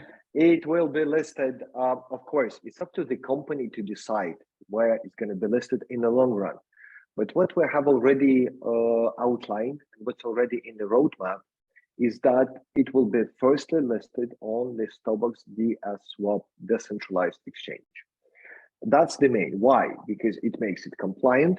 It enforces all that rules and regulations that I was speaking and we were speaking before. So we don't need to have additional development or anyone else having an additional development. It can be easily integrated through the dashboard, to the primary issuance platform, to the secondary issuance, to the secondary platform. It won't be any challenges. And the third, the cost structure is much preferable, because you don't pay listing fees, you don't pay commission fees, you don't have these different fees. Usually big guys are, you know, are charging. So it will be purely DEX, fully compliant, 24/7, available from your phone. Perfect. Thank you so much, Gene. So I couldn't expect better answer. Again, so there are a lot of questions that have been asked to myself and Mila, and I would like to read it out loud. So what is the starting price for STO token when it will go public? Again, I will share my way, how I see the things, and then Mila, you can add from your side. But today we have those assets that Mila already shared with you guys, which we are capable, let's say, to control, and also we know what to do with that. So plus when the things will change and the rest of the assets will be accessible, that will be just adding, you know, extra value for the portfolio. And only with a couple projects that we have right now, and I'm right now talking only about the numbers that will be, let's say, market valuation, not expected valuation, but market valuation. So we are able right now to predict that the price will be changing. So there will be reducing, like the security token price will be reduced. But for those people who purchased through our platform for the higher price, it will be they will be rewarded with the extra STO tokens, which will be actually based on the market price. So why we are talking about the market price and why there is this need? Because talking to the big investors, talking to the investment funds, when I'm sharing the idea of the new economic coalition of the world, or the idea behind it, like what kind of problems it's solving, everyone really likes the product, likes the idea, likes the mission, likes the vision. But then they are saying, okay, come back to me when you will have all these documents. And today, STO Box team is a team who is helping us to prepare all the documents, all the files that we need in order to get these big investment companies and investors on the board, when they will understand what kind of product they're buying. So, and after that, there will be a different price, because then it will be based on the, let's say, supply and demand evaluation. But on an additional note, so those people which countries at the moment are not accepting security token, or by some reason you will not going to be able to pass KYC or IML or any other form of formalities. So we were thinking about that before actually we were talking with the different teams and choose STO Box. And that was about what will be exit for those people who won't be able to get it. And that is why it took a little bit longer time. And today we will put, all these sides together, and there will be win-win for everyone. Mila, if you have anything to add, please. Just again, I will share with you guys my experience, and I've been invested a lot into the pre-IPO, and if you do the kind of due diligence, you will see that STO regulations, they are sort of in between. This is not just crypto. It is in between the crypto and actually like a standard stock market, and we have the STO. So it took the both from the stock market and from the crypto market, and now this hybrid has been born as the STO. So when I invested into the pre-IPO of the stock market, let's say the Virgin Galactic, I was so sure that this is going to be my biggest investment ever. I was there, like ready for this. It was, I believe, around 12 o'clock my time. I was watching TV a few days before it was announcement about, there are going to be lots of things happening with the Virgin stocks, and everybody was so happily waited and when this day will come. And I have invested even prior this to the pre-STO. And I thought, that's it. This is going to be the victory day when it will fly to the space, and this is going to be my biggest investment. And oh my gosh, how disappointed I was. A few hours after, when I went to the investment portal and I saw that instead of the share price go up, the share price went down and down and down. And I still have this investment in my portfolio because I disagree to fix the loss of almost 80% of my investment. This is just me being stubborn, and I said, I believe in one day it will raise. I believe because I see the Richard Branson idea, and it's actually everything what he has said, he delivered. But from the investor point of view, again, nothing was there to predict that the pre-IPO of the first company who went to the space with a tourist will ever crashed. But this happens. So therefore, you always need to understand that the pricing when it comes to the pre-STO, pre-IPO, and the market prices, they vary. It's not just about how much the company costs. It's about the value it brings. It's about the community behind it. It's about who are investors behind it. And it's about, manipulations in the market which could happen. Another example with the Amazon. If you look at the Amazon fundamental analysis and technical analysis, you will see that it doesn't worth the shares of what they're trading at. But they are, because there are buyers who are ready to buy for this price. So therefore, I would like to invite you to, instead of and we put this as questions specifically because I see these questions in the chat. I want you to start learning why the prices for certain assets build and what are the variables which will depend on the price. It will be, again, I will repeat, of course, what a company has created, the asset evaluation, but also it will be the value company added. It also will be who are the team behind it, what technologies they use. It's all also will be the demand and supply. if people are ready to buy or they're ready to sell. And it depends also who are the big names of people behind it. So there are a few variables which you need to understand when it comes to the pricing. But it definitely, like, as the company definitely would be able to reevaluate all these companies which are in green and partially those which are in yellow.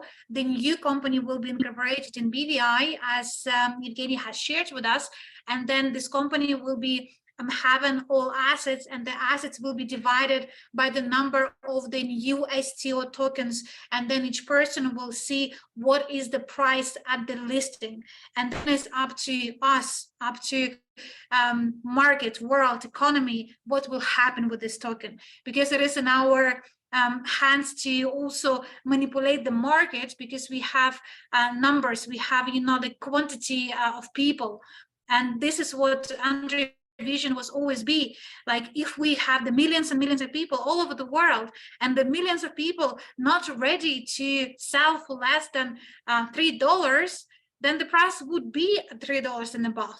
And if the millions and millions of people are ready to sell for 2 cents, then the price will be less than 2 cents. So we also are responsible with our community to structure the price and move forward. Thank you, Mila. Gene, do you have anything to add?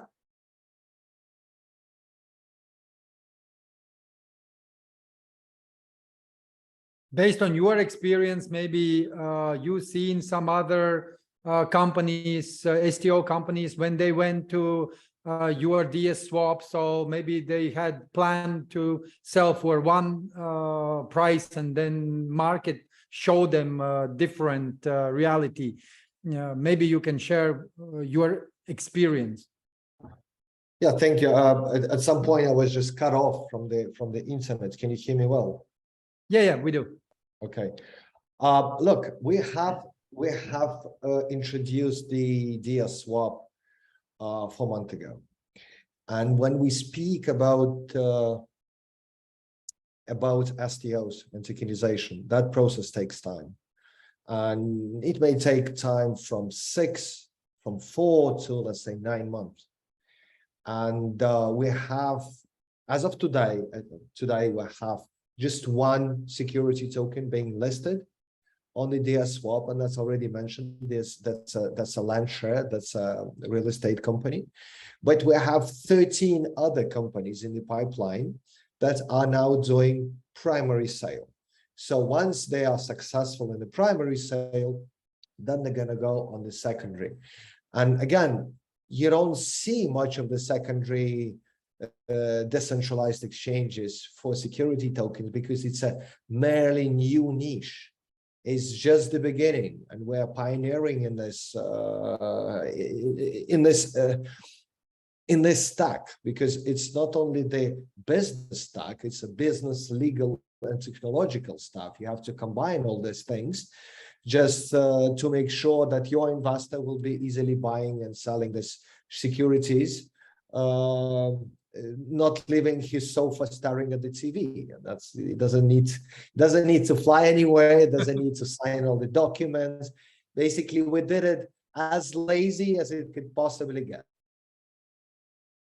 Yes, thank you so much.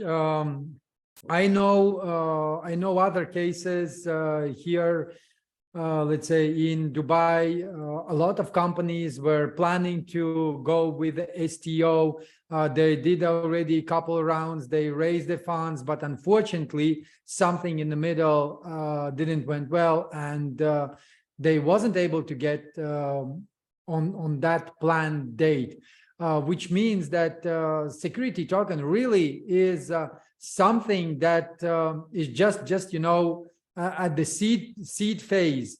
So in a probably 1 year, I think that we will see more and more countries to start, you know, frame it. I know that recently Saudi Arabia, they accepted security token model, but again, accepting and announcing this and even signing them MOUs, it doesn't necessarily mean that they are ready to launch it. And I'm working with all these people and even the government structures, and when they are talking about security tokens on the media, it's let's say it's a plan. It's what they are focusing on, where they want to start, you know, to create some frames, to maybe put some first bricks.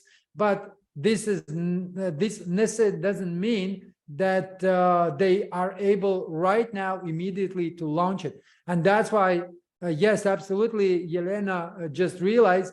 So why we are doing what we are doing, it's in order for us to be among the first people in this market and first companies in this market. And here's another question that mostly you are asking people, guys, and myself and Mila, we would like to answer even that question, which is not very comfortable, but let's do it. When first dividends will be paid? So this question, again, are asked by those people who probably doesn't fully understand from where dividends are coming and from where dividends being paid and how dividends being paid. And today, in this webinar, I would like to also ask Mila, you and Gene, you participate based on your experience. My experience is this. I've been involved since 2015 through the platform in the UK, which was allowing through the crowdfunding platform to invest into the real businesses. I have shares in those companies. I have newsletters coming. Since 2015, all these companies are not like they didn't pay even a penny. So if you are asking when dividends will be paid, my answer will be very simple on this question. The first, when the company will start to provide profits. So when there will be profits, enough to pay all the liabilities, to pay all the taxes and everything that needs to be paid, and there will be profit. So from that profit, we will consider and we will do the voting through with all of you who will have these security tokens and also our community to understand, do we really need to start paying this small amount of dividend just to tick the box? Or better, we are reinvesting that money and we are going and acquiring this market in order for us to become number one. Mila? Yes, just again, this is like a tricky question. That's why it's here. And those of you who are leaders, I would like you to also kind of listen this recording and to learn how to reply this question, because it's very important. First of all, what are the dividends? The dividends are the profit which companies generates, and then this profit divided accordingly memorandum. And you probably remember, those of you who have been in a company for a while, that we also have the voting system, and this voting system allow us to understand and differentiate what is the percentage from the dividends will be distributed back to the token holders. So the concept stays the same, but the question is what companies will provide the dividends. And if you look at our portfolio, if you look at the green companies, majority of them are the startups. In the past, yes, we have paid some of their profit bonuses, and we have paid them 7 times. So we technically cannot call them the dividends yet because they were not then compliant to be called dividends, but they are the bonuses which people are received 7 times. And the reason why you receive this 7 times, because there are some companies in portfolio, some instruments which were able to create the dividends, such as, for example, we purchase some shares for, let's say, $1. Then the company exit the shares, the stock market, for the price of $3. So the company made a profit of $2 per share times the number of shares we have, and then people receive the profit. And we have, remember, in latest earliest webinars, we had some shares in the stock market of the US, so we have shares in the stock market of India, and etc. So there are some instruments which are in the past were able to generate the profit. But at the moment, if you look at our portfolio, we don't have a company which can provide us the passive income streams, or which is the purely profitable. So therefore, you need to understand this question and the content of what assets we have today.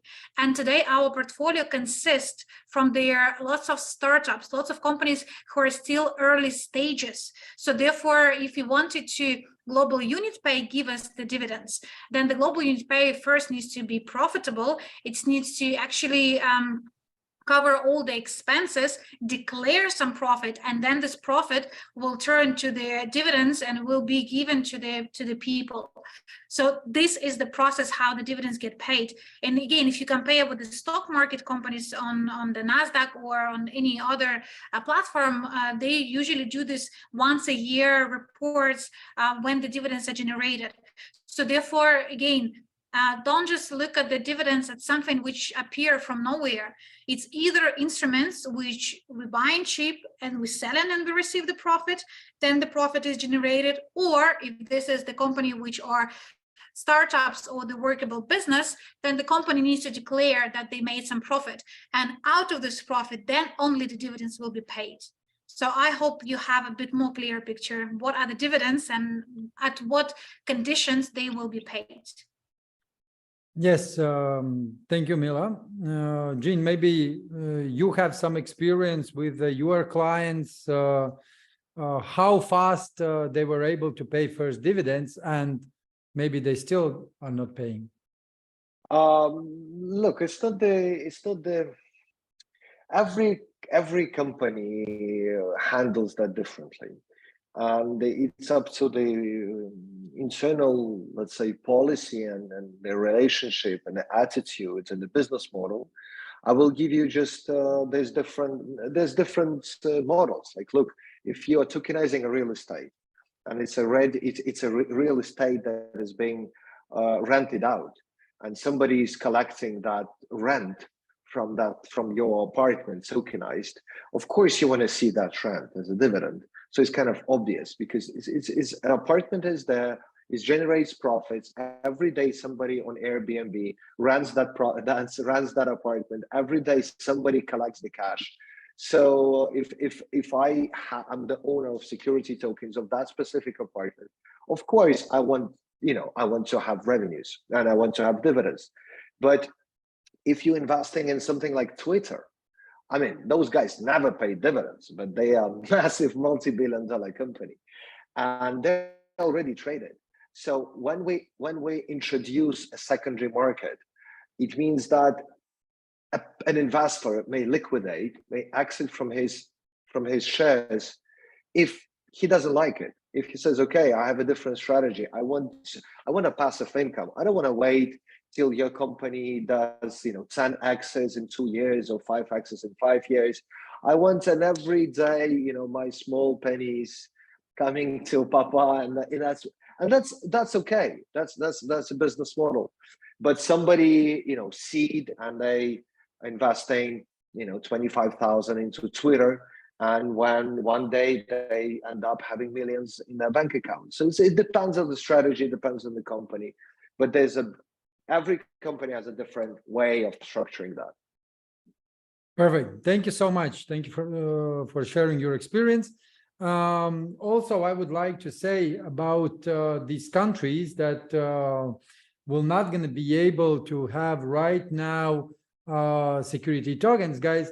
I remember when even countries that are right now green, like in the green spot, they also didn't allow security tokens to be considered as a legal asset, but today they have.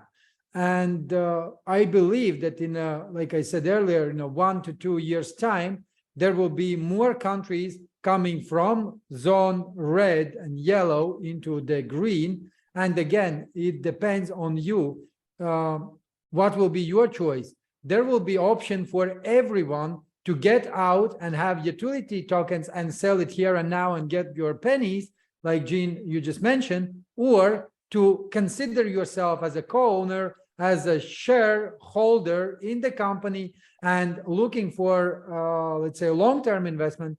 That will be also possible for you to choose. So the next question is again probably for all of us. I have my own opinion on that, and that question is: will it be any frozen period for STO token?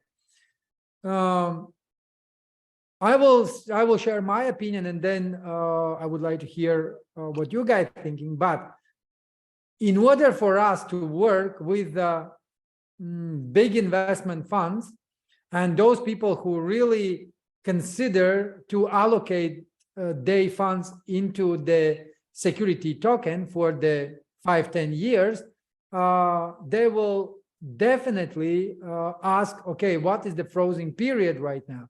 And in order for us guys to have maximum benefit, I will be insisting to at least do some lockup in order for a company to get the big investor to acquire funds and to put into the development in order to increase the value of the portfolio, the value of companies, and that way bring more and more attention. And of course, some money, let's say, to leave in order to do the buyback or something similar. Mila, anything to add here? I think kind of again, it's not the subject of my personal opinion. I think we need to consider what is the best for the company. And Evgeny and STO team, they have come up with this kind of the strategy for the frozen period, which I believe Evgeny, you would be able to announce, or this is something we will do later on when the tokenomics is updated. Are you speaking about the STO token or about yes, the STO? Yeah, well, look, of course, the final answers and the final details will be published. But what I may say, like from the general regulations, we can identify two things. So investors from United States, which are accredited, and those guys probably will have to wait 12 months for the lockup period. For the other company, for the other jurisdictions, there are no severe restrictions. But again, I might be wrong. Maybe some of them have, and this will be published once it's all been cleared up. But usually, no, there won't be any frozen. I mean, from our perspective, there shouldn't be any frozen period. So when it's live, it's live. And there are certain regulations and certain jurisdictions where they must be locked, and they will be locked. So that's the... Perfect. Thank you so much. I hope that you get your answer, guys. Next question is my favorite one, because I'm recently I had meeting with one of the investment fund, and if you are following my Twitter, then you probably already have the idea what name of that fund is. So the question: can big investors buy security tokens? Can big investors buy security tokens? They When have it to will buy be on a DSO. Yeah, they have to buy security. It's not about the way that they can. Everything that we do is in order to, provide the everyday easy technology, for ordinary people. And the same way, the level of compliance and attitude towards the traditional finance, so big guys will be able to participate as well. So we're kind of blending those two different worlds of, non-professional people who have no idea about how things are working. That's why you are guys there to help them to provide, and that's what we are doing. But there's also big guys who spend last 30 years, glancing through the financial documents, and security tokens should be and would be perfectly fit for both of these two part of the world. I hope that answers your question. Yes, thanks. Mila, do you want to add anything?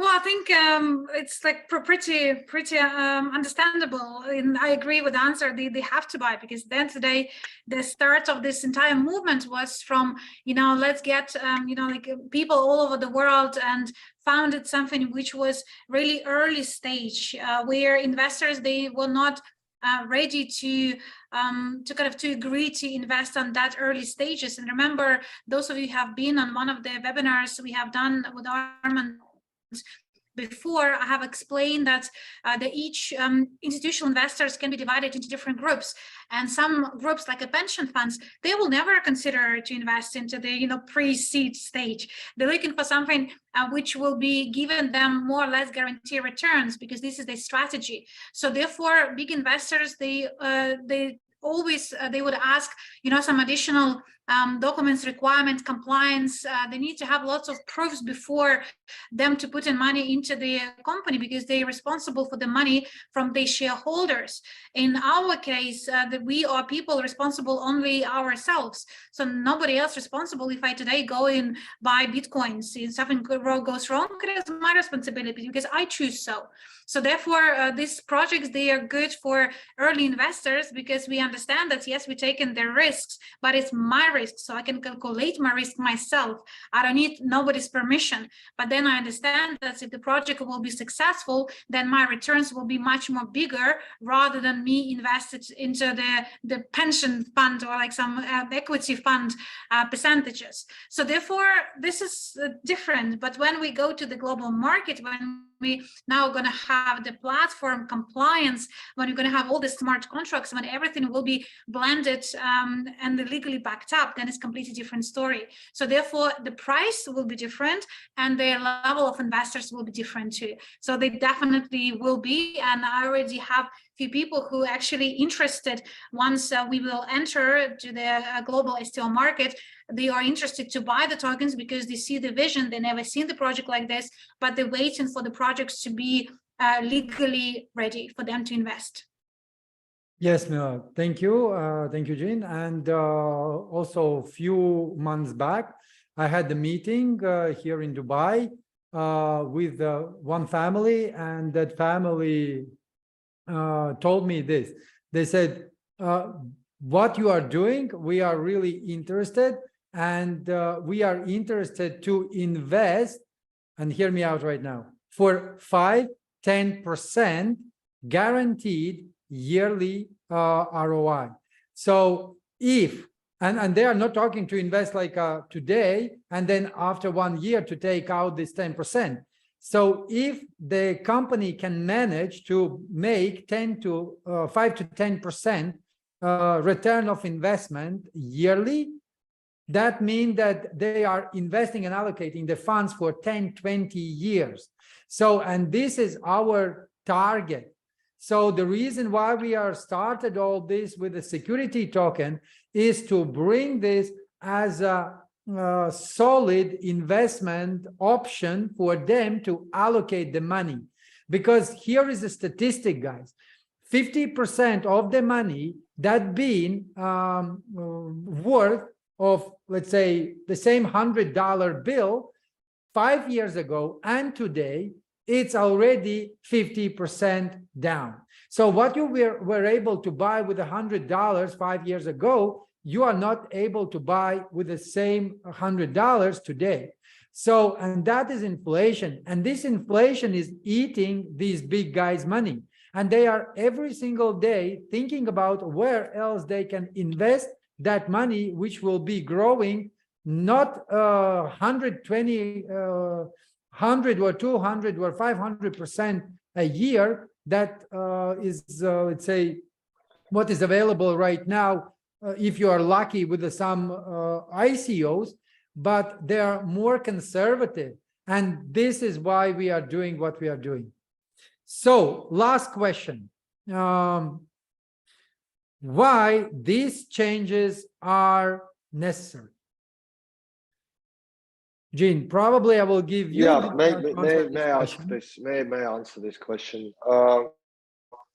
I mean, the world changes, and whatever was possible, whatever was non-regulated 3, 5, 7 years ago, is just being impossible today. And we have to adapt to those changes. We're in a new emerging industry, in the industry of decentralized finance, in the industry of tokenized finance, in the industry of Web3 and the blockchain adoption. Surely we will see the turning points where this, this change is just inevitable.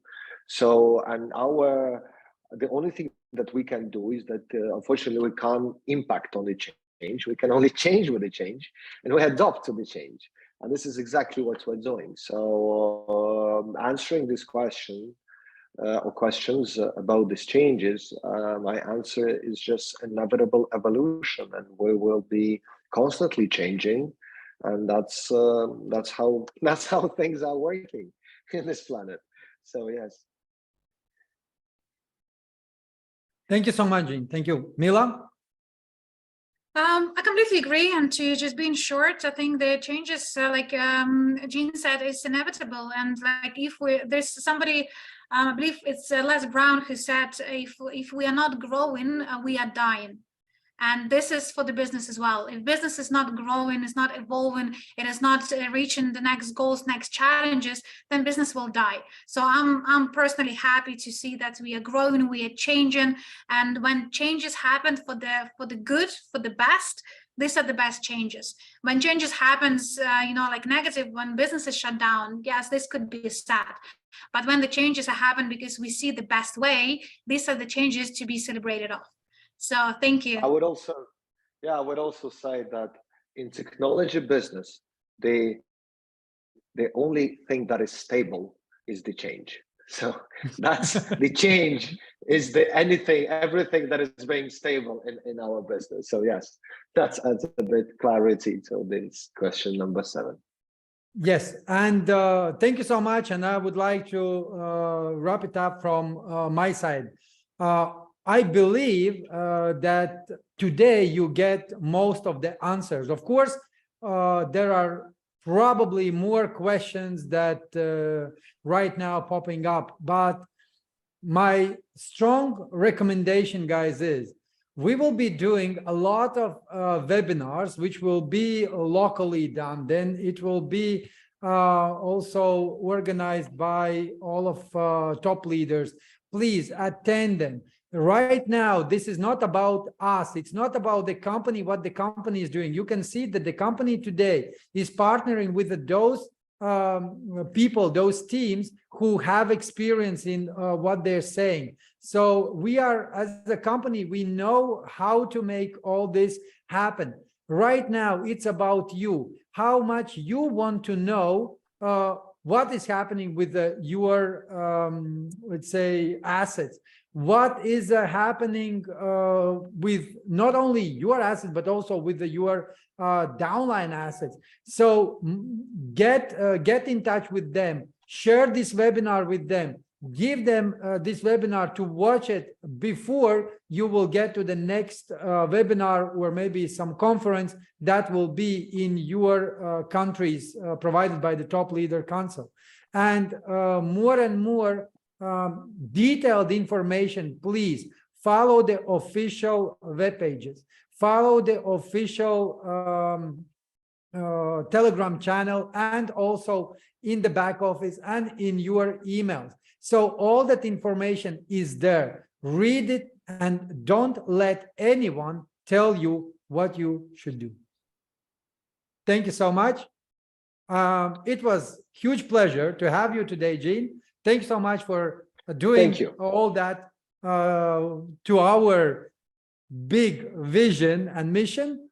We are really happy to work with you guys. Thank you. Thank you very much. And asking to community, please learn more, study more.